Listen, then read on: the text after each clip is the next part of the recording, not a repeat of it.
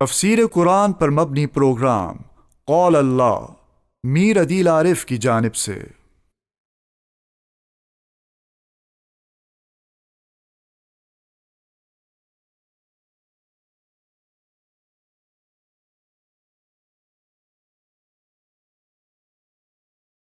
بسم اللہ الرحمن الرحیم۔ پروگرام قال اللہ میں آج ہم انشاءاللہ سورہ نساء کا 23واں رکوع ترجمے اور تفسیر کے ساتھ پڑھیں گے۔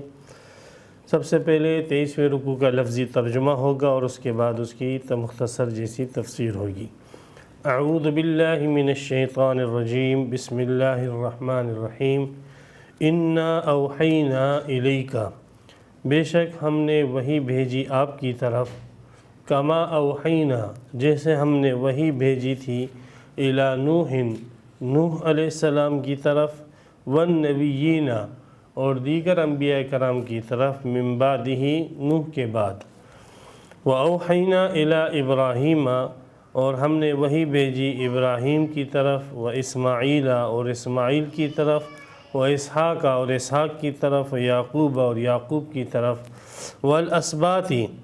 اور اولاد یعقوب کی طرف، وعیسیٰ اور عیسیٰ کی طرف، وایوب اور ایوب کی طرف، ویونس اور یونس کی طرف، وہارون اور ہارون کی طرف، وسلیمان اور سلیمان کی طرف، علیہم الصلاۃ والتسلیم۔ وآتینا داود زبورا اور ہم نے داؤد علیہ السلام کو زبور عطا فرمائی، ورسلا قد قصصناہم علیک اور ہم نے وہی بھیجی بہت سارے رسولوں کی طرف جن کے واقعات ہم نے بیان کی آپ پر، من قبل اس سے پہلے، ورسلا اور بہت سارے ایسے رسولوں کی طرف بھی، لم نقصصہم علیک جس کے واقعات ہم نے آپ کو نہیں بتلائے، وکلم اللہ موسیٰ تکلیما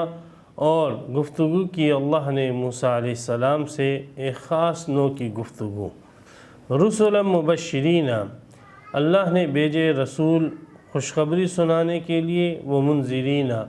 اور ڈرانے کے لیے، لئلا یکون للناس تاکہ نہ رہے لوگوں کے لیے، اللہ کے خلاف حجت کوئی دلیل، بعد الرسل رسولوں کے بعد، وکان اللہ عزیزا حکیما اور اللہ غالب حکمت والے ہیں، لیکن اللہ یشہد لیکن اللہ گواہی دیتا ہے، بما انزل الیک اس کے ساتھ جو اس نے نازل کیا تیری طرف، انزلہ بعلمہ اللہ نے اسے نازل کیا اپنے علم کے ساتھ، والملائکۃ یشہدون اور فرشتے بھی گواہی دیتے ہیں، وکفیٰ باللہ شہیدا اور کافی ہے اللہ گواہی کے لیے، ان الذین کفروا بے شک وہ لوگ جنہوں نے انکار کیا، وصدوا اور روکا، عن سبیل اللہ اللہ کے راستے سے، قد ضلوا ضلالا بعیدا بالتحقیق وہ گمراہی میں پڑے، دور کی گمراہی میں، ان الذین کفروا وظلموا بے شک وہ لوگ جنہوں نے انکار کیا اور ظلم کیا، لم یکن اللہ لیغفر لہم اللہ تعالیٰ نہیں ہے کہ ایسے لوگوں کو معاف کر دے، ولا لیہدیہم طریقہ اور اللہ تعالیٰ ایسے لوگوں کو راستہ نہیں دکھائے گے، الا طریقہ جہنم ہاں مگر جہنم کا راستہ دکھائیں گے، خالدین فیہا ابدا جس میں یہ ہمیشہ ہمیشہ رہے گی،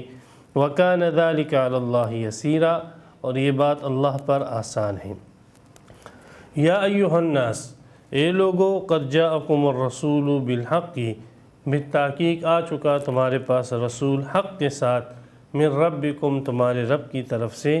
فآمنوا خیر لکم سو ایمان لے آؤ بہتر ہے تمہارے لیے، وَإِن تَكْفُرُوا اور اگر تم انکار کرو گے، فَإِنَّ لِلَّهِ مَا فِي السَّمَاوَاتِ وَالْأَرْضِ تو پس بے شک اللہ ہی کے لیے ہے جو کچھ آسمانوں میں ہے اور زمین میں، وَكَانَ اللَّهُ عَلِيمًا حَكِيمًا اور اللہ جاننے والا حکمت والا ہے۔ یا اہل الکتاب اے اہل کتاب، لا تغلوا فی دینکم غلو مت کرو اپنے دین کے اندر، ولا تقولوا علی اللہ الا الحق اور نہ کہو اللہ کے متعلق مگر وہی بات جو حق ہو، انما المسیح عیسی ابن مریم مسیح عیسیٰ بن مریم رسول اللہ اللہ کے رسول ہیں، وکلمتہ اور اللہ کا کلام ہے، القاها الی مریم اللہ کا وہ کلمہ جو اس نے ڈال دیا مریم کی طرف، وروح منہ، اور اس کی طرف سے ایک روح ہے، فآمنوا باللہ ورسلہ، سو ایمان لاؤ اللہ پر اور اس کے رسولوں پر، ولا تقولوا ثلاثۃ، اور مت کہو تین، انتہوا خیر لکم، باز آ جاؤ بہتر ہے تمہارے لیے، انما اللہ الہ واحد، بے شک اللہ ایک ہی الہ ہے، سبحانہ وہ پاک ہے، ان یکون لہ ولد، اس بات سے کہ اس کے لیے اولاد ہو، لہ ما فی السماوات و ما فی الارض، اسی کے لیے ہے جو کچھ آسمانوں میں ہے اور جو کچھ زمین میں ہے، وکفا باللہ وکیلا، اور اللہ ہی کافی ہے کارسازی کے لیے۔ یہاں پر 23واں رکوع جو ہے سورہ نساء کا، اور 171 آیتیں پوری ہوئی۔ سورہ نساء کے 22ویں رکوع کے شروع میں یہودیوں کا ایک بھودا جیسا اور بیکار جیسا اعتراض تھا کہ نبی اکرم صلی اللہ علیہ وسلم سے انہوں نے مطالبہ کیا کہ ہم آپ کو اللہ کا رسول تب مانیں گے جب آپ یہ قرآن مجید ایک کتابی شکل میں آسمان سے ہمارے سامنے اتارے، تو ہم جو ہے اس پر پھر ایمان لے آئے گے۔ اللہ سبحانہ و تعالی نے ان کو، نبی اکرم صلی اللہ علیہ وسلم کو تسلی دی اور ان کو جوابات بھی دیے کہ جس نبی پر اللہ تعالی نے یہ کتاب اتاری تھی اس انداز سے، تم نے اس کے اوپر کون سا ایمان لایا اور اس کی تعلیمات کو تم نے کہاں تک اختیار کیا؟ تم اپنے آباء و اجداد کے جو ہے کارنامے پڑھ لو کہ کس طریقے سے انہوں نے جو ہے اللہ تعالیٰ کے بھیجے ہوئے احکامات کی نافرمانی کی، کفر کیا، اس کے قبول کرنے کے لیے شرطیں گھڑی، حتیٰ کہ جب ان لوگوں کے اندر بدعت اور خرافات زیادہ ہو گئے تو اصلاح کے لیے جو بھی رسول آئے انہوں نے ان رسولوں کو قتل کیا، اور خاص کر حضرت عیسیٰ علیہ السلام کو انہوں نے قتل کرنے کی کوشش کی، اور حضرت عیسیٰ علیہ السلام کو انہوں نے اپنے گمان پر قتل کر دیا، اور اس کو فخریہ بیان کرتے تھے کہ ہم نے حضرت عیسیٰ علیہ السلام، حضرت جو اللہ کے رسول تھے، اس کو ہم نے قتل کیا۔ سود کھاتے تھے، بے حیائی کے کام کرتے تھے، فحاشی کے کام کرتے تھے، اور اللہ کے اوامرات کو پس پش ڈالا ہوا تھا۔ تو اس قسم کے لوگوں کی طرف سے تسلی ہے کہ اگر اس قسم کے اعتراضات آئیں اور اس قسم کے مطالبات آئیں تو آپ دل برداشتہ نہ ہوں۔ حقیقت یہ ہے کہ اِنَّا أَوْحَيْنَا إِلَيْكَ كَمَا أَوْحَيْنَا إِلَى نُوحٍ، ہم نے آپ کی طرف ویسے ہی وحی بھیجی کہ جیسے ہم نے نوح کی طرف وحی بھیجی تھی۔ مطلب ایک تحقیقی جواب شروع ہو گیا یہاں سے کہ آپ نے کوئی الگ قسم کی وحی کا دعویٰ نہیں کیا ہے، آپ نے تو وحی کی اسی صورت کا دعویٰ کیا جس صورت میں سابقہ انبیاء کرام پر وحی آیا کرتی تھی۔ تو جیسے حضرت ابراہیم کو تم یہودی نبی مانتے ہو، حضرت اسماعیل کو مانتے ہو، حضرت یعقوب اسحاق کو مانتے ہو، تو پھر تو تمہارے اصول کے مطابق کہ اگر کتاب نہیں ہوگی باقاعدہ، اور وہ بھی اس صورت میں کہ آسمان سے اتری ہوئی ہو، جب تک وہ کتاب نہ ہوگی تب تک یہ اشخاص جو نبی نہ ہوگے، تو پھر تمہارے اس اصول کے مطابق ان تمام جو ہے انبیاء کی نبوت کو کالعدم قرار دیا جانا چاہیے۔ حالانکہ اس پہ تم سارے یہودی اور عیسائی متفق ہو کہ یہ سارے کے سارے جو ہے اللہ کے نبی ہیں، اور ان پر اس قسم کی وحی نہیں آئی ہے جس قسم کی وحی کا مطالبہ تم نبی اکرم صلی اللہ علیہ وسلم سے کرتے ہو۔ اللہ سبحانہ و تعالیٰ کی وحی انبیاء کرام کی طرف مختلف انداز سے آتی ہے، جس کا ذکر جو ہے سورہ شورى کے اندر جو ہے غالباً آ جائے گا وہاں پر، اور 4 طریقے وحی کے ہیں۔ تو بہرحال اللہ سبحانہ و تعالیٰ نے پیغمبر علیہ السلام کو تسلی دی کہ آپ پر جو وحی آئی ہے، اور یہ تحقیقی جواب بھی ہو گیا، تو ایسی وحی ہم نے آپ کی طرف بھیجی جیسے نوح علیہ السلام کی طرف بھیجی تھی، اور انبیاء کی طرف بھیجی جو ان کے بعد آئے، ابراہیم، اسماعیل، اسحاق، یعقوب، اولاد یعقوب، یوسف علیہ السلام وغیرہ، عیسیٰ، ایوب، یونس، ہارون، سلیمان، یہ سارے کے سارے جو ہے انبیاء کرام ہیں جس کو تم بھی مانتے ہو، اور ان پر وحی کی وہی طریقہ رہا جو کہ نبی اکرم صلی اللہ علیہ وسلم پر رہا۔ وَآتَيْنَا دَاوُودَ زَبُورًا، اور داؤد علیہ السلام کو ہم نے زبور عطا کی۔ تو کتابی صورت میں بھی ہوتی تھی اور الہامی صورت میں بھی ہوتی تھی، اور فرشتہ آ کر جو ہے بتلا بھی دیا کرتا تھا۔ تو وحی کی ایک شکل نہیں ہے کہ بس اس شکل میں آئے گی تو یہ وہی ہے، اللہ سبحانہ و تعالی نے اس کو کسی ایک شکل میں خاص نہیں کیا ہے۔ تو تم کیوں جو ہے رسول پاک صلی اللہ علیہ وسلم کی وحی کی قبولیت کو مشروط کرتے ہو خاص شکل کے ساتھ؟ تو یہ تم لوگوں کا یہ مطالبہ جو ہے وہ ایک جہالت کی دلیل ہے، اور تمہارے اگر اس بات کو تسلیم کر لیا جائے تو یہ تمام انبیاء کرام کی نبوت اور رسالت پر حرف آئے گا۔ اور یہ تو کچھ رسول ہیں جن کے ہم نے آپ کے اوپر واقعات بیان کیے ہیں، اور ایک بڑی تعداد رسولوں اور نبیوں کی ایسی بھی ہے کہ جس کے واقعات اور جن کے حالات ہم نے آپ کے سامنے بیان نہیں کیے ہیں۔ نبی اکرم صلی اللہ علیہ وسلم کی ایک روایت ہے، سند کے اعتبار سے وہ ضعیف ہے، مسند احمد وغیرہ کی، کہ آپ علیہ السلام سے پوچھا گیا انبیاء کی تعداد، تو آپ علیہ السلام نے فرمایا کہ 1,24,000 انبیاء تھے، جن میں سے 313 جو تھے وہ رسول تھے اور شریعت جدیدہ لے کر آئے تھے، لیکن اس کی سند کے اندر کلام ہے۔ بہرحال ایک کثیر تعداد رسولوں کی آئی تھی، اور بعض رسولوں کی تعداد اللہ تعالیٰ نے ان کے واقعات پیغمبر علیہ السلام کو بتائے۔ قرآن کے اندر جو بتائے ہیں ان میں تقریباً 24 سے 25 جو ہے رسول ہیں۔ ذوالکفل کے اندر اختلاف ہے کہ یہ رسول ہے کہ نہیں ہے، تو اگر اس کو رسول مان لیا جائے تو 25 ہو جائیں گے، اور اگر حضرت لقمان کو رسول مان لیا جائے تو پھر 26 ہو جائے گے، اور اگر ان کو رسول نہ مانا جائے تو پھر وہ رسول جن کی تعداد قرآن میں آئی ہے، واقعات قرآن میں ذکر ہوئے ہیں، وہ 24 ہوں گے۔ باقی حدیثوں میں اس کے علاوہ اور رسولوں کا ذکر بھی ملتا ہے، اور محدثین نے اس کے اوپر انبیاء کرام کے اوپر جو ہے مستقل کتابیں لکھی ہے، اور قصص النبیین وغیرہ کے نام سے ابن کثیر رحمۃ اللہ علیہ نے بھی کتاب لکھی ہے۔ تو بہرحال کسی بھی شخص کے رسول ہونے کے لیے ضروری ہے کہ اس کا ثبوت جو ہے کسی قوی دلیل سے ہو، وحی کے ذریعے سے ہو، اور کسی مضبوط دلیل سے جو ہے ثابت ہو کہ یہ اللہ کا رسول ہے۔ محض آج کل ایک رجحان یہ بھی لوگوں میں چل رہا ہے کہ کسی شخص کی تعلیمات اچھی ہوتی ہے تو فوراً کہہ دیتے ہیں کہ اللہ کا رسول ہے، الیاذ باللہ۔ مثلا گوتم بدھ ہے، یا جو ہندوؤں کے کوئی جو لوگ گزرے ہیں تو ان کی تعلیمات ان کو اچھی لگی تو انہوں نے کہا یہ اللہ کے رسول ہے۔ ایسا نہیں ہے۔ اللہ کے رسول ہونے کے لیے ضروری یہ ہے کہ اس کا ثبوت جو ہے دلیل شرعی سے ہو۔ جب تک دلیل شرعی سے، قرآن و حدیث سے یا اجماع سے اس کا ثبوت نہ ہوگا، محض کسی کی اچھی تعلیمات کی بنیاد پر اس کو رسول اور نبوت کے مرتبہ پر فائز کرنا جائز نہ ہوگا۔ تعلیمات سے جو ہے کسی شخص کے رسول ہونے کا اندازہ نہیں لگایا جا سکتا۔ اگر تعلیمات ہی جو ہے ایک شخص کے رسول ہونے کے لیے کافی ہو تو آپ اولیاء کرام کی تعلیمات پڑھیں۔ امت مسلمہ کے اندر جو اولیاء آئے ہیں، شیخ عبد القادر جیلانی کی آپ تعلیمات پڑھیں، معین الدین چشتی رحمۃ اللہ علیہ کی تعلیمات پڑھیں، صحابہ کرام کی تعلیمات آپ پڑھیں، تو آپ وہ تعلیمات کو جب دیکھوں گی تو پھر تو آپ کو چاہیے ان سب کو آپ جو ہے نبی بنا لو۔ تو اچھی تعلیمات کا ہونا یہ اس بات کو مستلزم نہیں ہے کہ یہ شخص جو ہے اللہ کا رسول ہے۔ اللہ کے رسول ہونے کے لیے ضروری ہے دلیل شرعی کا ہونا۔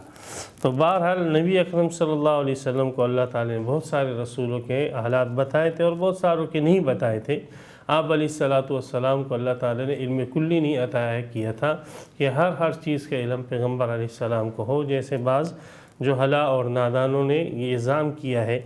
اور یہ گمان کیا ہے اور اس کو اپنا عقیدہ بنا دیا ہے کہ نبی اکرم صلی اللہ علیہ وسلم کو اللہ تعالی نے ہر جزئی کا علم دے دیا۔ یہ ان کی جو ہے قرآن سے اور حدیث صحیحہ سے ناواقفیت کی بہت بڑی دلیل ہے۔ اس آیت میں دیکھیں اللہ تعالیٰ فرما رہے ہیں وَرُسُلًا لَمْ نَقْصُصْهُمْ عَلَيْكَ، اور بہت سارے رسول ایسے ہیں کہ جن کے واقعات اور جن کے حالات ہم نے آپ کو نہیں بتلائے ہیں۔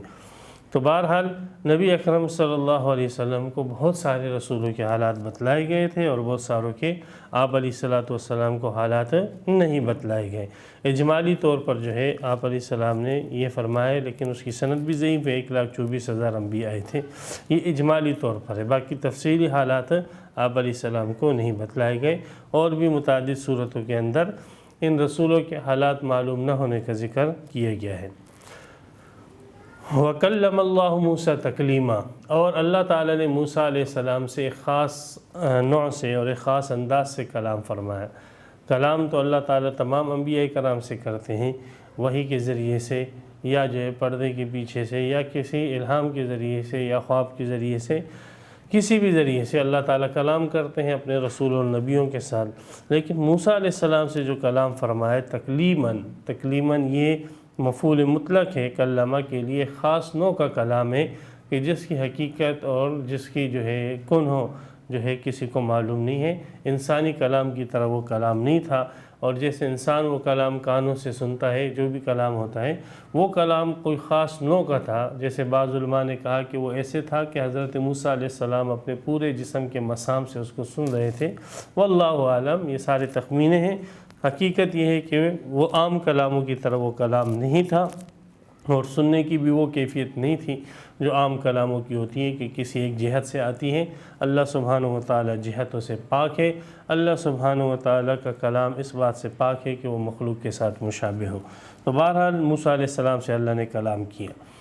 اللہ تعالی نے جو موسیٰ علیہ السلام سے کلام کیا، یہ فرعون کے ساتھ پوری جو جنگ رہی کوہ طور پر، اس سے پہلے اللہ نے کلام کیا، اور پوری جنگ کے دوران اللہ تعالی نے موسیٰ علیہ السلام سے کلام کیا۔ تورات جو تھی وہ تو حضرت موسیٰ علیہ السلام کو فرعون کے غرق ہونے کے بعد دی گئی تھی۔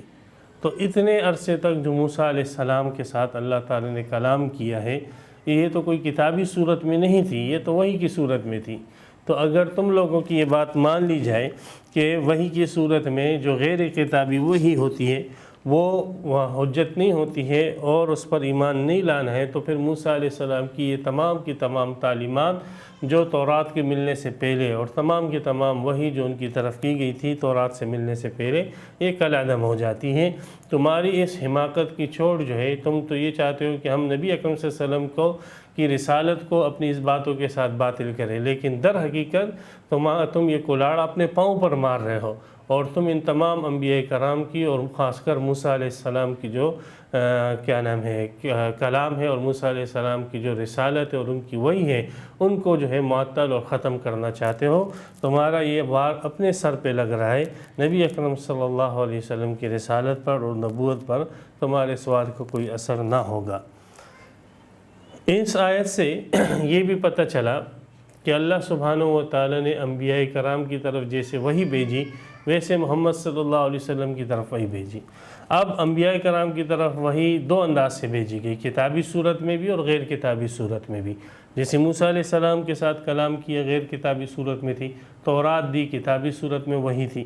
تو نبی اکرم صلی اللہ علیہ وسلم سے فرمایا گیا کہ ہم نے آپ کی طرف بھی انہی کی طرح وحی بھیجی ہے۔ تو اس سے پتہ لگا کہ نبی اکرم صلی اللہ علیہ وسلم کی طرف بھی دو نوع کی جو ہے وحی آئے گی، ایک وہ جو کتاب کی صورت میں ہوگی اور اس کو قرآن کہے گی، اور ایک وہ وحی ہوگی جو غیر کتاب کی صورت میں ہوگی، جس کو مسلمان احادیث کہتے ہیں، سنت کہتے ہیں، آثار کے نام سے یاد کرتے ہیں۔ تو اس سے پتہ لگا کہ وحی جو ہے وہ صرف قرآن کے اندر منحصر نہیں ہے، بلکہ یہ احادیث مبارکہ یہ بھی اللہ سبحانہ و تعالی کی طرف سے نبی اکرم صلی اللہ علیہ وسلم پر وحی کی جاتی تھی، اور قرآن کا منکر جیسے وحی کا منکر ہونے کی وجہ سے کافر ہے، ایسے احادیث اور سنت کا منکر بھی یہ وحی کا منکر ہونے کی وجہ سے کافر قرار دیا جائے گا۔ تو یہ مسلمانوں کی دلیل ہے اس بات پر کہ حدیث بھی اللہ تعالیٰ کی طرف سے وحی ہے اور سنت بھی اللہ تعالیٰ کی طرف سے وحی ہے، اس لیے کہ اللہ تعالیٰ نے دیگر انبیاء کرام کی سے جو گفتگو کی وہ دو انداز سے کی۔ تو نبی اکرم صلی اللہ علیہ وسلم سے صرف کتاب کے اعتبار سے گفتگو ہو باقی نہ ہو تو یہ تو اور انبیاء کرام کو آپ علیہ السلام پر ترجیح دینا ہو جائے گی۔ تو بہرحال اس آیت کے اندر واضح طور پر قرآن اور سنت دونوں کی حجیت کو واضح کر دیا گیا۔ رسلا مبشرین و منذرین، یہ رسولوں کے بھیجنے کا مقصد بیان کیا گیا ہے کہ رسولوں کا کام کیا ہے، اللہ کے احکامات بتلا دینا جسے پیچھے سارے احکامات آئے، اور پھر جو اس کو مانے اس کے لیے خوشخبری بتلا دینا، اور جو نہ مانے ان کو اللہ کے عذاب سے ڈرانا، یہ رسولوں کا فرض منصبی ہے۔ آپ علیہ السلام پر جو ابتدائیاں وہی آئی تھی، یا ایھا المدثر قم فانذر وربک فکبر وثیابک فطہر، پہلی ڈیوٹی آپ کو یہ بتلائی گئی، قم فانذر، آپ کھڑے ہو جائیں اور لوگوں کو اللہ کے عذاب سے ڈرائیں، اللہ کی نافرمانی سے ڈرائیں۔ لئلا یکون للناس، اللہ تعالیٰ نے رسولوں کو بھیجا، یہ اس لیے بھیجا تاکہ قیامت کے دن یہ لوگ اللہ کے خلاف حجت نہ کریں۔ اس لیے کہ اللہ تعالیٰ سورہ طٰہٰ کے آخر میں بھی غالباً آئے تھے کہ اللہ فرماتے ہیں کہ اگر ہم ان کو بغیر رسولوں کی یوں ہی ہلاک کر دیتے تو یہ کہتے ربنا लौला अर्सलत इलैना रसूलन फनत्तबि आयातिका मिन क़ब्ल अन नज़िल्ल व नख़ज़ा, कि आपने हमारी तरफ रसूल क्यों नहीं भेजे। आप हमारी तरफ रसूल भेजते इसलिए कि अक़ल के ज़रिए से हम ये अहकामात नहीं समझ सकते थे, तौहीद नहीं समझ सकते थे। हम पर मुआशरे के हिसार इतना था कि हम तौहीद की बातों को और तेरी वहदानियत को अपनी अक़ल से नहीं समझ सकते थे, तो तूने रसूल नहीं भेजे, इस वजह से ए अल्लाह तू अब हमें इस कुफ्र और शिर्क पर जहन्नम में न डाल। तो अल्लाह सुब्हानहू व तआला को मालूम था कि क़यामत के दिन ये लोग इसी किस्म की हुज्जत करेंगे अल्लाह के ख़िलाफ़, इसलिए अल्लाह सुब्हानहू व तआला ने रसूल भेज दिए। अल्लाह सुब्हानहू व तआला के ये रसूल भेजना अल्लाह पर लाजिम नहीं था, ये अल्लाह का फ़ज़ल है और अल्लाह ताला की तरफ से हुज्जत की तकमील है। वकान अल्लाहु अज़ीज़न हकीमा, अल्लाह ताला गालिब है, हिकमत वाला है। अल्लाह ताला जो है ये भी कर सकते थे कि आसमान से किताब नबी अकरम सल्लल्लाहु अलैहि वसल्लम पर मजमूई सूरत में उतार देते, जैसे मूसा अलैहिस्सलाम पर उतारी, दाऊद अलैहिस्सलाम को ज़बूर दी किताबी सूरत में। लेकिन अल्लाह ताला ने हज़रत मोहम्मद सल्लल्लाहु अलैहि वसल्लम के लिए तदरीजी वही का सिलसिला रखा, इसके अंदर हकीमन अल्लाह की हिकमतें हैं। तो तुम अल्लाह ताला को जो है किसी एक चीज़ का पाबंद न करो। लाकिन अल्लाहु यशहदु, तुम नबी अकरम सल्लल्लाहु अलैहि वसल्लम की तरफ भेजी हुई वही के अंदर कीड़े निकाल कर जो है और फजूल किस्म के वसाविस पैदा करके और एतराज़ात पैदा करके उसका इनकार करते हो तो करो, खुद ही इस इनकार का जो है खुमियाजा तुम्हें भुगतना पड़ेगा। बाकी जहाँ तक रही रसूल पाक सल्लल्लाहु अलैहि वसल्लम की तरफ भेजी हुई वही, तो अल्लाह ताला और फ़रिश्ते इस बात की गवाही देते हैं कि बिल्कुल हक़ और सच है, और अल्लाह से बढ़कर किसकी गवाही होगी। जब एक नबी है, वो नबी जो है वो उसको इस बात पर यकीन होता है कि जो मेरी तरफ वही आ रही है ये अल्लाह ही की तरफ से है, ये उसके नज़दीक बिल्कुल बदही और ज़रूरी बात होती है। उसके अंदर जो है ये बात होती है कि ये वही जो है अल्लाह और रसूल की तरफ से ही, अल्लाह की तरफ से है, और अल्लाह की गवाही और फ़रिश्तों की गवाही उसके अंदर एक किस्म का इल्म बदही और इल्म ज़रूरी पैदा कर देती है। जैसे सूरज निकला हुआ है, ये एक बदीही बात है और इसके लिए किसी दलील की ज़रूरत नहीं। इसी तरह रसूल को अपने इस इल्म के मिन जानिबिल्लाह होने पर यकीन होता है, सूरज के निकलने से भी ज़्यादा यकीन होता है, और ये यकीन अल्लाह की गवाही का असर है कि अल्लाह की गवाही की वजह से रसूल के अंदर यकीन पैदा होता है। औलिया कराम की तरफ जो इल्हामात होते हैं तो वो इल्हामात के ऊपर कोई अल्लाह की गवाही नहीं होती है। हो सकता है कि वो वसाविस शयातीनिया हो सकता है कि वो शैतान की तरफ से कोई बात डाल दी गई हो, उसमें इम्कान होता है। बखिलाफ़ अल्लाह के रसूलों की बात, तो उनकी तरफ जो भी इल्हाम हो वही हो, जो भी उनकी तरफ किताब आए तो उनको यकीन ज़रूरी होता है कि अल्लाह ही की तरफ से होता है, और ये अल्लाह की तरफ से इस गवाही का असर है। तो ये लोग अगर आपकी जो है गवाही नहीं देते हैं, शहादत नहीं पढ़ते हैं, अशहदु अन्ना मुहम्मद ना पढ़े, अल्लाह जो है यशहदु वो गवाही देता है बिमा उसके साथ अनज़ल इलैका, कि जो उसने नाजिल किया आपकी तरफ उसके मुतालिक अल्लाह गवाही देता है। अनज़लहु बिइल्मिही, उसको अल्लाह ने अपने इल्म के साथ नाजिल फरमाया। ये अल्लाह ताला का इल्म जो है वो इस किताब की सूरत में लोगों के सामने ज़ाहिर हुआ। वल मलाइकतु यशहदून व कफ़ा बिल्लाहि शहीदा, अल्लाह ही काफ़ी है गवाही के लिए, किसी और की गवाही ज़रूरत ही नहीं। फरिश्ते ना भी होती तो भी अल्लाह की गवाही काफ़ी थी। इन्नल्लज़ीना कफ़रू वसद्दू अन सबीलिल्लाह, अब ये अपना अंजाम भी सुन ले कि जो लोग ये यहूदी या यहूदियों के मुत्तबीईन पैरोकार, ये जितने लोग इनकार करते हैं और अल्लाह के रास्ते से यानी दीन से रुकते हैं और रोकते हैं, ख़ुद भी रुकते हैं औरों को भी रोकते हैं, तो क़ज़्ज़ल्लू, ये गुमराह है, ये गुमराही में पड़ चुके हैं। और ज़लालम बाईदा, चूँकि ये मुखालिफत पर आ चुके हैं। एक तो वो है काफिर जो मुखालिफत पर मुकाबले पर न आए, और ये वो काफिर है जो मुकाबले पर आ गए, इसलिए इनकी गुमराही ज़लालम बाईदा, दूर की गुमराही, हक़ से बहुत ज़्यादा दूर चले गए। इन्नल्लज़ीना कफ़रू व ज़लमू, जो लोगों ने कुफ्र किया, जुल्म किया, हक़ को तस्लीम न किया, हक़ को छुपाया, लम यकुनिल्लाहु लियग़फ़िर लहुम, अल्लाह ताला उनको माफ़ नहीं करेगा। ये अल्लाह की सुन्नत नहीं है कि एक आदमी से कुफ्र के अफ़ाल और अक़ाइद सादिर हो रहे हो और अल्लाह ताला उसके लिए हिदायत के फ़ैसले कर दे, अल्लाह की सुन्नत नहीं है। जो शख़्स कुफ्र के असबाब इख्तियार करेगा, अल्लाह ताला उसमें कुफ्र पैदा करेगा, اور جو ایمان کے اسباب اختیار کرے گا اللہ اس میں ایمان پیدا کرے گا، یہ اللہ کی سنت ہے۔ تو اللہ سبحانہ و تعالی کی سنت میں تبدیلی نہیں ہے جب تک یہ آدمی اپنے کفر پر ہے، اپنے ظلم پر ہے، شرک پر ہے، لم یکن اللہ لیغفر لہم، اللہ تعالیٰ ان کو بخشے گا نہیں۔ باقی بخشنے پر قدرت ہے کہ نہیں وہ ایک الگ بات، قدرت تو ہے اس کی، لیکن اللہ تعالیٰ کی سنت اور طریقہ یہ ہے کہ اللہ تعالیٰ ایسے شخص کو نہیں بخشے گا، اور نہ ایسے شخص کو اللہ تعالیٰ راستہ دکھائے گا۔ ہدایت کا راستہ، جنت کا راستہ ایسے لوگوں کو اللہ تعالیٰ نہیں دکھاتا ہے۔ ہاں، ان کے اس کفر اور ظلم کا خمیازہ اور مسبب وہ جہنم ہے، تو اللہ تعالیٰ جو ہے وہ خالق ہے۔ جب انہوں نے جہنم کے اسباب اختیار کیے، الا طریق جہنم، تو اللہ تعالیٰ ان کو جہنم کا راستہ بتلائے گا جس میں ہمیشہ ہمیشہ رہیں گے۔ اور یہ اللہ پر یہ بات بہت ہی آسان ہے، یسیراً، بہت ہی آسان اور سہل ہے، اس لیے کہ اللہ سبحانہ و تعالیٰ جہاں خالق ہے، اور کیا نام ہے، ماؤں سے بھی بڑھ کر جو ہے اللہ تعالیٰ اپنے بندے پر مہربان ہے، اور ماں جو ہے وہ کبھی بھی اپنے بیٹے کو آگ میں نہیں جھونک پائے گی، لیکن اللہ سبحانہ و تعالیٰ اس کے ساتھ ساتھ عادل ہیں، اللہ سبحانہ و تعالیٰ انصاف کرنے والے ہیں، اس لیے اللہ سبحانہ و تعالیٰ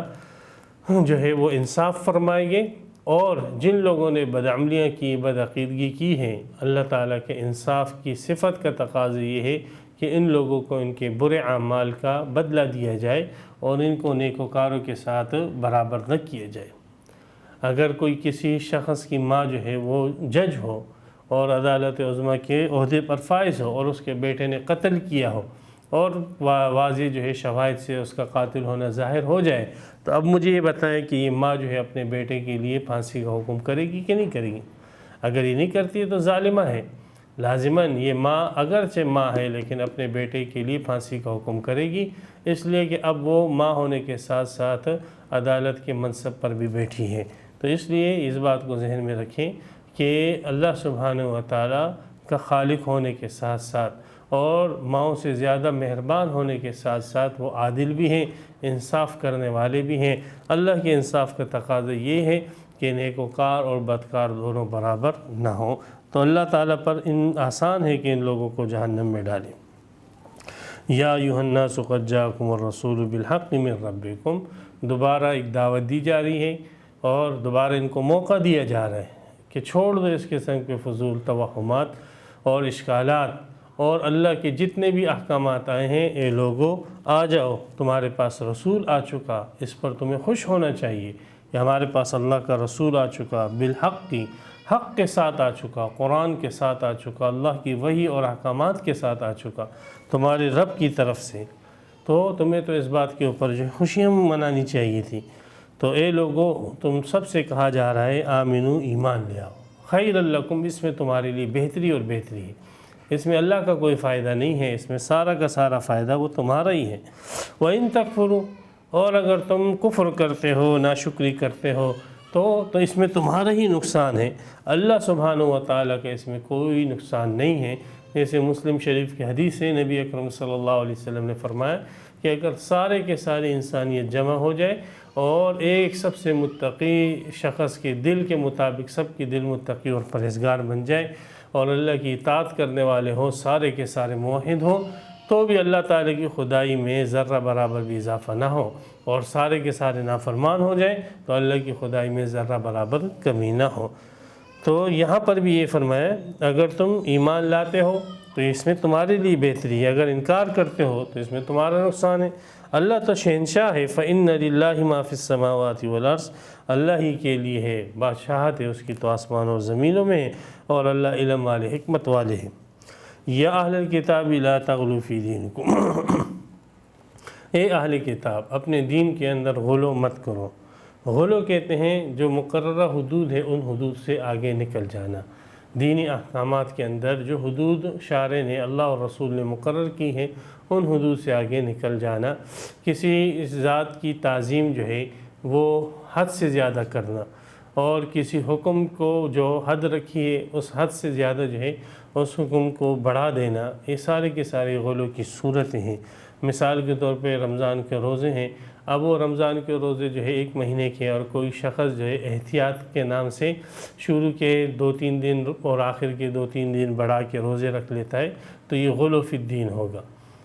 اسی طریقے سے زکوٰۃ جو ہے وہ ایک مخصوص مقدار ہے وہ دینی ہے، اب وہ کہتا ہے کہ نہیں اس میں جو ہے 40واں حصے کے بجائے جو ہے 40% کے بجائے میں اس میں بڑھا کر جو ہے 20% دوں گا، تو یہ غلو فی الدین ہے۔ نماز جو ہے مثال کے طور پہ 2 رکعت فرض ہے فجر کی، تو وہ کہتا ہے کہ میں اس کی جگہ جو ہے 3 رکعت پڑھوں گا، 2 سجدوں کے بجائے میں 3 یا 4 سجدے کروں گا، تو یہ سب کی سب غلو فی الدین ہے۔ جو حدود مقرر کی گئی ہے جس عمل کی، اس عمل کی اس حدود سے آگے بڑھنا یہ غلو فی الدین ہے۔ جس شخصیت کی جو حدود مقرر کی گئی ہے اس حدود سے اس شخصیت کو آگے بڑھانا یہ تعظیم اور اکرام کے اندر غلو فی الدین ہے۔ تو یہ بیماری اہل کتاب کے اندر تھی، اور خاص کر عیسائیوں کے اندر کہ عیسائیوں نے حضرت عیسیٰ علیہ السلام کے متعلق غلو کیا، اور ان کی جو حدود تھی رسالت کی، نبوت کی، اس سے ان کو آگے بڑھا کر الوہیت کے درجے تک اور ابن اللہ کے درجے تک اس کو پہنچا دیا، اور اس کو اللہ کا بیٹا اور اللہ کا جز بنا دیا۔ تو یہاں پر چونکہ ذکر جو ہے وہ اللہ کے احکامات کا چل رہا تھا، اس لیے آخر میں تنبیہ اسی کے اوپر کی جا رہی ہے کہ احکامات تو اللہ نے دے دیے ہیں، لیکن ان احکامات پہ انہی حدود پہ آپ کو جا کے ٹھہر جانا ہے کہ جن حدود پر اللہ نے آپ کو ٹھہرایا ہے۔ عیسائیوں کی طرح مت ہو جانا کہ عیسائیوں نے عقیدے کے اندر بھی غلو کیا اور حضرت عیسیٰ علیہ السلام کو الوہیت کا درجہ دے دیا، اور اعمال کے اندر بھی انہوں نے غلو کیا، وَرَهْبَانِيَّةً ابْتَدَعُوهَا مَا كَتَبْنَاهَا عَلَيْهِمْ، اور انہوں نے رہبانیت کی زندگی اختیار کی، حالانکہ اللہ تعالیٰ فرماتے ہیں وہ ہم نے ان کے لیے مقرر نہیں کی تھی۔ تو اعمال اور عمل اور عقیدے کے اندر، علم کے اندر غلو فی الدین کی بڑی واضح مثال جو ہے وہ عیسائی طبقہ ہے۔ تو اللہ سبحانہ و تعالی نے ان کے اس غلو کو ذکر فرمایا کہ جو انہوں نے عقیدے کے اندر کیا اور توحید کے باب میں کیا۔ وہ کیا کیا انہوں نے کہ لا تقولوا اللہ الا الحق، اللہ فرماتے ہیں دین میں غلو نہ کرو، اور اللہ سبحانہ و تعالی کے متعلق مت کہو مگر وہی بات جو حق ہے، جو وہی سے معلوم ہو۔ اللہ کی کوئی ایسی صفت بیان نہ کی جائے کہ جو اللہ سبحانہ و تعالی کے شائع نشان نہیں ہے، اللہ کا کوئی نام ایسا نہ ذکر کیا جائے جو وہی سے معلوم نہ ہوا ہو۔ اپنی طرف سے کوئی بھی نام اللہ کا رکھنا، اگرچہ وہ کتنا بھی اچھا کیوں نہ ہو، جب تک وہی سے معلوم نہ ہو، اس لیے کہ ممکن ہے کہ اس کے اندر کوئی نقص ہو اور آپ کا اس کی طرف ذہن نہ جائے۔ اس لیے احتیاط اسی میں ہی ہے کہ جتنے بھی اچھے نام ہوں تو جب تک وہی سے اس کی اطلاع نہ ملے تب تک اس کو اللہ کے لیے استعمال نہ کیا جائے، نہ کوئی صفت، نہ کوئی قول، نہ کوئی عقیدہ، نہ کوئی فعل۔ انما المسیح عیسی ابن مریم رسول اللہ، عیسیٰ علیہ السلام مسیح یہ مریم کے بیٹے ہیں۔ ابن مریم کے کر اس میں یہودیوں کا رد کر دیا اور عیسائیوں کا بھی رد کر دیا۔ رسول اللہ، اللہ کے رسول ہیں، اس میں بھی یہودی اور عیسائیوں کا رد کر دیا کہ ان لوگوں نے، یہودیوں نے تو اس کو علیہ باللہ جو ہے یوسف نجار کا زنا سے پیدا شدہ بچہ کہا، اور پھر اس کو اللہ کا رسول بھی نہیں مانتے تھے، اور عیسائیوں نے اس کو الوہیت کا درجہ دے دیا۔ تو اللہ سبحانہ و تعالیٰ نے فرمایا کہ یہودیوں کا عقیدہ بھی حضرت عیسیٰ علیہ السلام کے متعلق باطل ہے، اور عیسائیوں کا عقیدہ بھی باطل ہے، وہ مریم علیہ السلام کے بیٹے ہیں اور اللہ کے رسول ہیں۔ وَكَلِمَتُهُ، پھر رسالت میں اس کو ایک خاص اعزاز حاصل ہے کہ وَكَلِمَتُهُ، وہ اللہ کا کلمہ ہے، القاها الی مریم، جو اللہ نے ڈال دیا تھا مریم کی طرف۔ امام غزالی رحمۃ اللہ علیہ فرماتے ہیں کہ ہر مخلوق اور ہر جو ہے انسان اور حیوان کی پیدائش میں 2 عوامل، 2 اسباب جو ہے کاربن ہوتے ہیں۔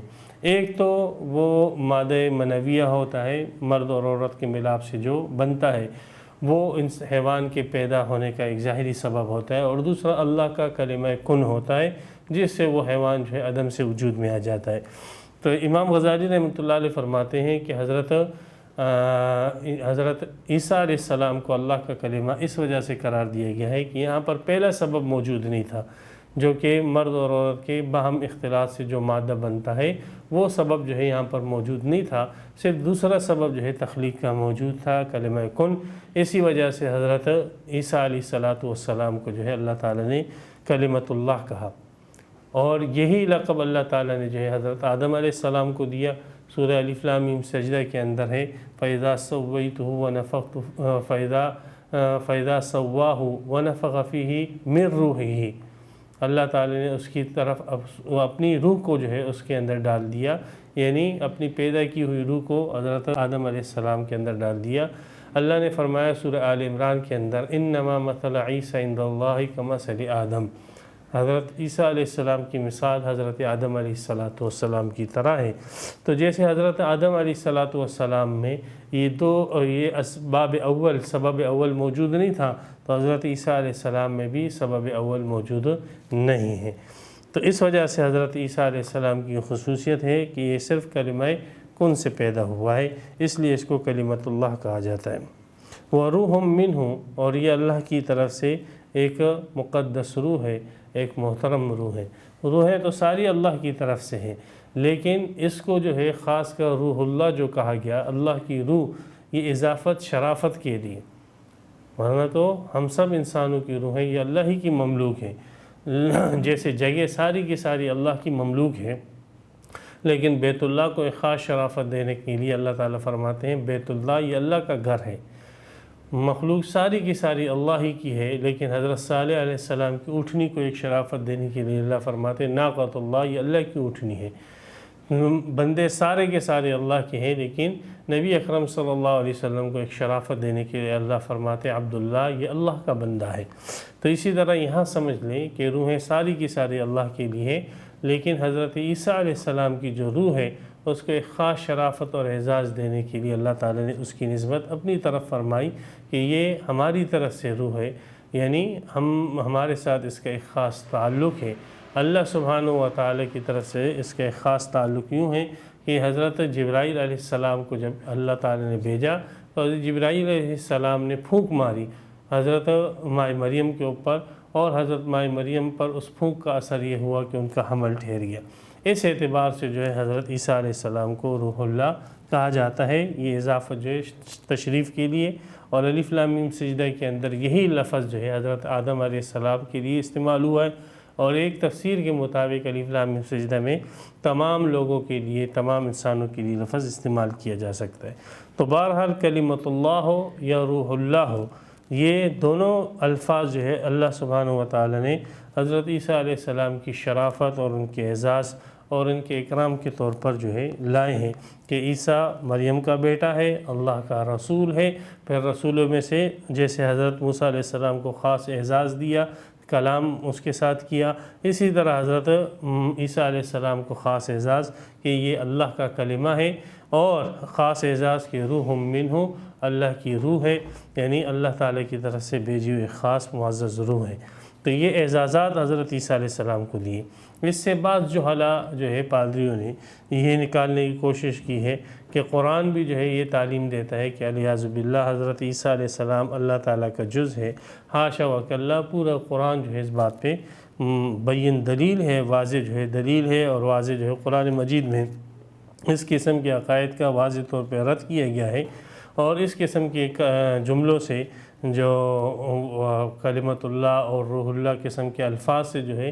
اپنے غلط عقیدے کو پیدا کرنا اور اپنے غلط عقیدے کے اوپر استدلال کرنا، یہ پادریوں کی ذہنیت ہی ہے جس کی وجہ سے انہوں نے تورات انجیل سے اس قسم کے غلط عقیدوں کا استنباط کیا ہے، اور حضرت عیسیٰ علیہ السلام کو اللہ کا بیٹا اور اس کا شریک بنا دیا، حالانکہ پوری تورات کے اندر، زبور میں اور دیگر جو انبیاء کرام کی کتابیں ہیں،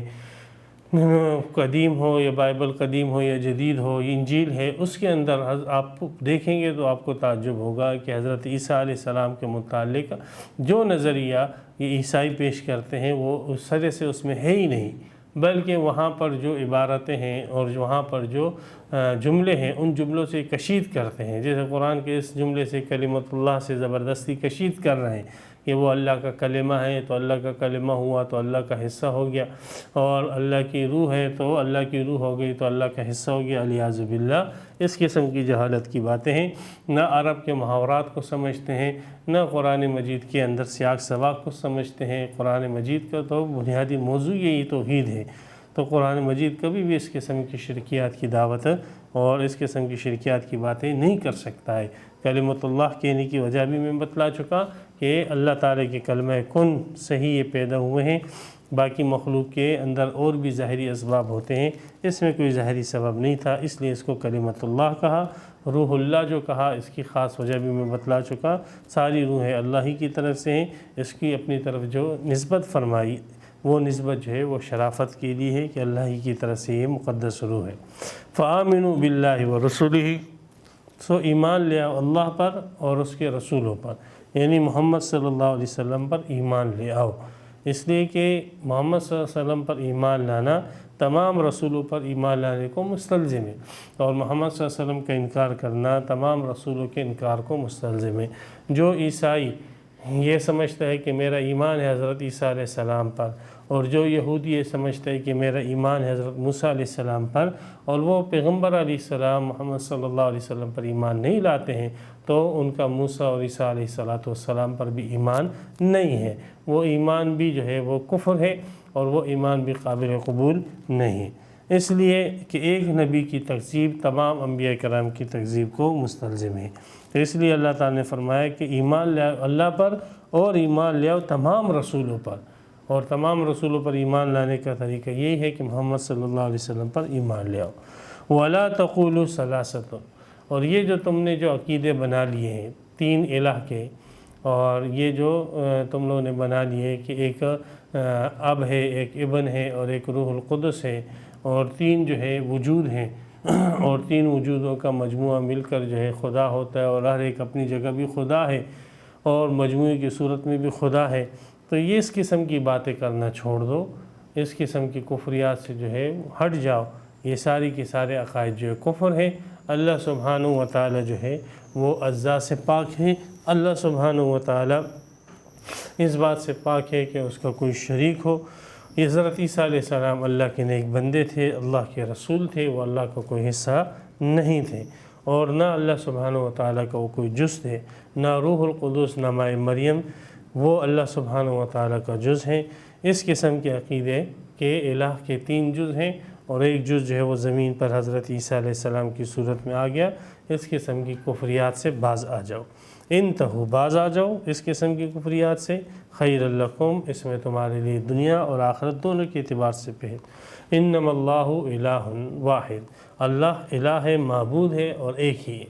وہ تین نہیں ہے، وہ ایک ہی معبود ہے، ایک ہی ذات ہے، صفات کے ساتھ ہے۔ اللہ سبحانہ و تعالیٰ جو ہے سبحانہ وہ پاک ہے ان تمام غلط نظریات اور عقائد سے جو تم اس کی طرف منسوب کرتے ہو۔ ان یکون لہ ولد، خاص کر یہ عقیدہ کہ حضرت عیسیٰ علیہ السلام اس کے بیٹے ہیں، اللہ سبحانہ و تعالیٰ اس قسم کے تمام عقائد اور نظریات سے پاک ہیں۔ لہو ما فی السماوات و ما فی الارض، آسمان اور زمین کی سب چیزیں اس کی مخلوق ہیں، حضرت عیسیٰ علیہ السلام اس کی مخلوق ہے، وہ اس کا جز اور حصہ کیسے ہو سکتا ہے؟ وَكَفَى بِاللَّهِ وَكِيلًا، اللہ کام بنانے میں کافی ہیں، تو دوسرے معبودوں کو اور دوسرے لوگوں کو حضرت عیسیٰ علیہ السلام اور نیک لوگوں کو معبود بنانے کی ضرورت کیا ہے؟ تو بہرحال عقیدہ تثلیث جو ہے، جو عیسائیوں کا عقیدہ ہے، سورہ انعام وغیرہ کے اندر اس کا تفصیلی رد آ جائے گا انشاءاللہ۔ یہاں پر اللہ تعالیٰ نے کو اس عقیدے سے باز رکھنے کی تلقین فرمائی ہے۔ یہاں پر اس مسئلہ عقیدہ تثلیث کو اگر تفصیل سے دیکھنا ہے تو مولانا ادریس قاندیلوی رحمۃ اللہ علیہ نے یہاں پر بڑی اچھی بحث کی ہے، اور ان کے جو عقیدہ تثلیث ہے اور جو بھی توحید کے خلاف عیسائیوں کے عقیدے ہیں ان کی بھرپور اچھی تردید کی ہے، کافی صفحات پر مشتمل انہوں نے اس پر کلام کیا ہے، اور عیسائیوں کی کتابوں سے اور ان کی تورات، زبور، انجیل سب چیزوں سے ثابت کی ہے کہ عیسائیوں کا یہ عقیدہ نقلاً بھی باطل ہے اور عقلاً بھی باطل ہے، وہ ایک طویل الذیل مستقل موضوع ہے۔ تو بہرحال عیسائیوں کا عقیدہ تثلیث پر نہ کوئی نقلی دلیل ہے ان کے پاس، نہ کوئی عقلی دلیل ہے، اور یہ ایسا عقیدہ ہے کہ جو کیا نام ہے، کوئی بھی ذی عقل آدمی اس عقیدے کو تسلیم کرنے سے انکار کرے گا اور اس کو قبول نہیں کرے گا جس کو اللہ تعالیٰ نے تھوڑا بہت بھی شعور دیا ہو۔ باقی یہ جو بیٹھے ہوئے ہیں اور ان عقیدے کو لے کر عیسائی بیٹھے ہوئے ہیں، تو یہ ان کے اپنے مفادات ہیں اس مذہب کے ساتھ، ورنہ اگر ان کے مفادات نہ ہوں تو یہ بھی سمجھتے ہیں کہ عقیدہ جو ہے بالکل کھنڈم ہے اور اس عقیدے کے کوئی بنیاد نہیں ہے۔ اللہ کا لاکھ لاکھ شکر ہے، کرم ہے، احسان ہے کہ اس نے ہم لوگوں کو مسلمان بنایا، محمد صلی اللہ علیہ وسلم کا پیروکار بنایا اور صحیح توحید کی دولت اللہ تعالی نے ہمیں عطا فرمائی۔ اسی توحید کی دولت کے ساتھ اللہ ہمیں وابستہ رکھے اور اسی پر ہمیں موت عطا فرمائے۔ وآخر دعوانا ان الحمدللہ رب العالمین۔ تفسیر قرآن پر مبنی پروگرام قول اللہ میر عدیل عارف کی جانب سے